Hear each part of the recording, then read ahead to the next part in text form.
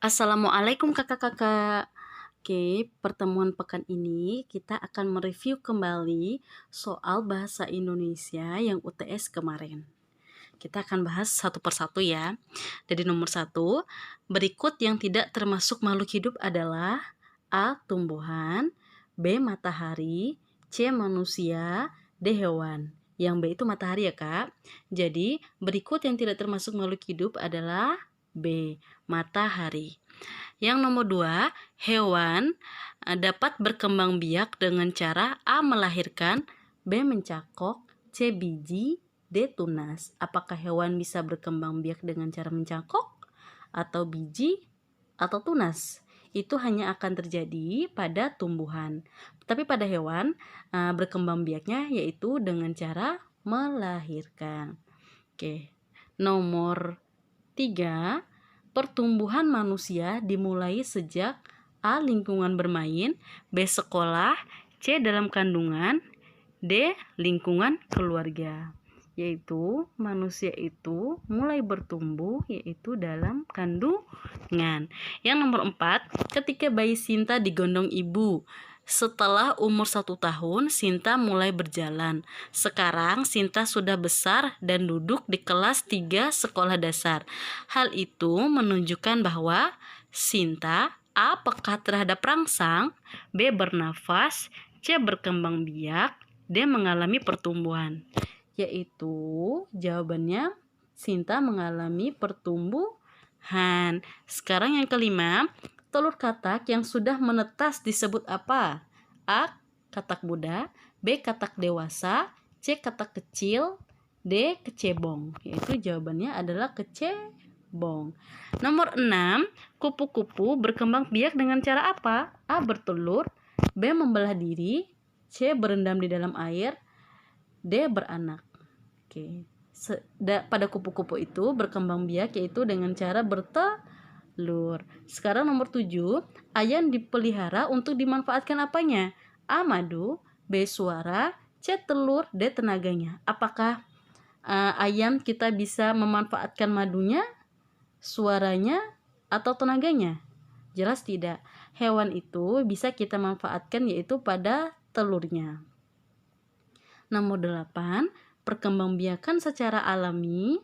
A. Biji, B. Mencangkok, C. Stik, D. Okulasi. Mencangkok itu jelas ya. Udah Ustazah jelaskan sebelumnya, yaitu kita memotong sedikit pada bagian tumbuhan. Yaitu berkembang biak secara alami itu yaitu pada biji. Nomor 9, tumbuhan yang berkembang biak dengan tunas adalah apa? A. Pohon pisang, B. Pohon jagung, C. Mangga, D. Pepaya. Jadi tumbuhan yang berkembang biak dengan tunas adalah pohon pisang. Nomor 10, bunga nasional Indonesia. A. Mawar, B. Anggrek, C. Nusa Indah, D. Sepatu. Jawabannya adalah bunga anggrek. Oke, sekarang kita akan lanjutkan soal nomor 11. Singkong berkembang biak dengan cara apa? A. Tunas, B. Biji, C. Umbi batang, D. Umbi akar. Contoh tumbuhan yang berkembang biak dengan tunas itu tadi sudah kita bahas, yaitu pada pohon pisang. Sedangkan pada biji itu contohnya yaitu jagung, timun itu berkembang biak dengan biji. Sedangkan umbi batang itu contohnya yaitu pada kentang dan ubi jalar. Sedangkan singkong itu berkembang biak yaitu dengan cara umbi akar. Oke, sekarang nomor 12. Berikut ini tumbuhan yang berkembang biak dengan spora. A. Ubi jalar, B. Jamur, C. Bawang merah, D. Pisang. Jawabannya jelas ya, yaitu tumbuhan yang berkembang biak dengan spora yaitu jamur. Oke, sekarang nomor 13. Perkembangbiakan dengan cara mencangkok terjadi karena adanya bantuan dari siapa? A. Akar, B. Batang, C. Manusia, D. Angin. Jelas ya, mencangkok itu terjadi karena adanya bantuan dari manusia. Sekarang nomor 14. Gambar di bawah ini menunjukkan cara perkembangbiakan tumbuhan dengan cara, nah ada ya kemarin itu ustazah masukkan gambar yaitu dengan cara mencangkok. Ada kemarin di soal UTS. Maaf ya, ustazah lupa memasukkan gambar di sini. Oke, sekarang nomor 15. Nanti di Google Classroom, di Google Classroom akan ustazah kirimkan contoh gambarnya. Gambar di soal nomor 14. Sekarang nomor 15. Tumbuhan berikut yang tidak dapat dicangkok. Dicangkok adalah A. Semangka, B. Rambutan, C. Durian, D. Mangga. Rambutan kan jelas kita bisa mencangkok, durian juga jelas, mangga juga. Jadi tumbuhan yang tidak bisa kita cangkok adalah semangka. Nomor 16, fungsi dongeng.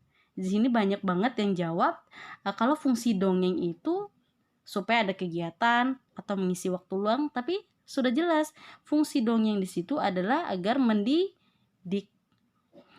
Nomor 17, cerita yang disampaikan secara turun-temurun dari nenek moyang disebut apa?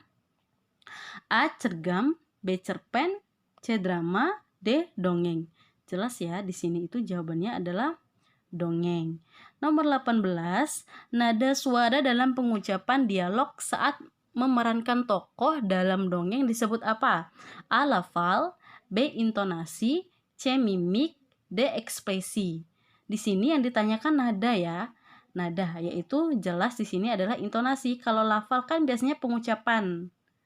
Ekspresi itu bagaimana kita mengekspresikan. Kalau mimik kan bentuk wajah, raut wajah kita. Sekarang nomor 19.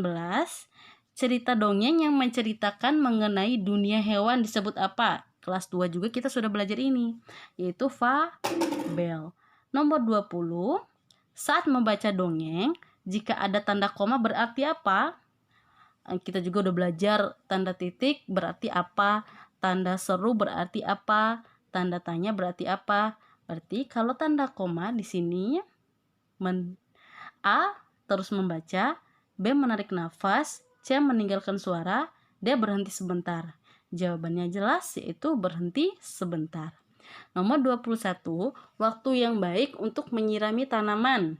Di sini banyak yang benar, yaitu pagi dan sore. Nomor 2, orang yang diwawancarai untuk memperoleh berita atau informasi disebut dengan apa? A. narasi, B. narator, C. narrator, D. narasumber. Yang dimaksud D itu narasumber ya kak, maaf, saya kelebihan menulis huruf F di situ. Yaitu jawabannya adalah narasumber.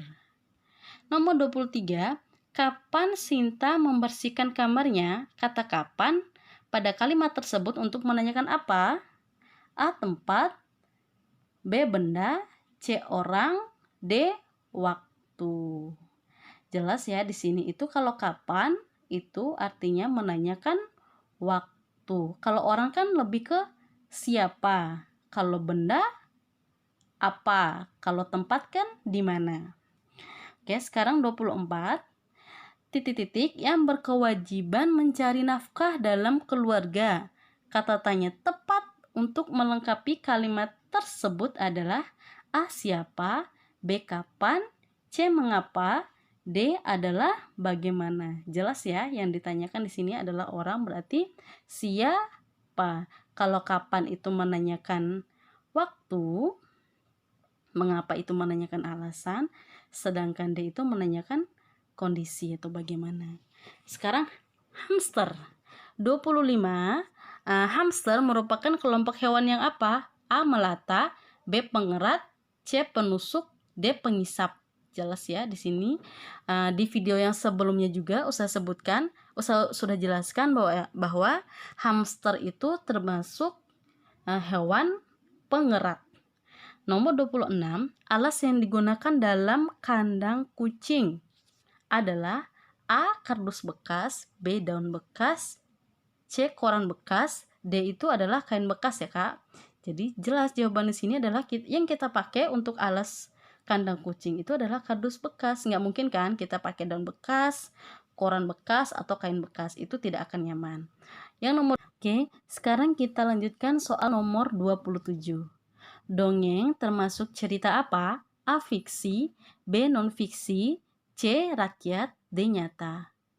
Fiksi itu adalah cerita yang tidak benar-benar terjadi. Sedangkan non-fiksi sendiri adalah cerita yang benar-benar terjadi. Jadi yang B dan A itu sama, non-fiksi. Non-fiksi itu nyata. Sedangkan fiksi adalah yang tidak benar-benar terjadi. Jadi jawabannya adalah fiksi. Dongeng itu termasuk cerita fiksi.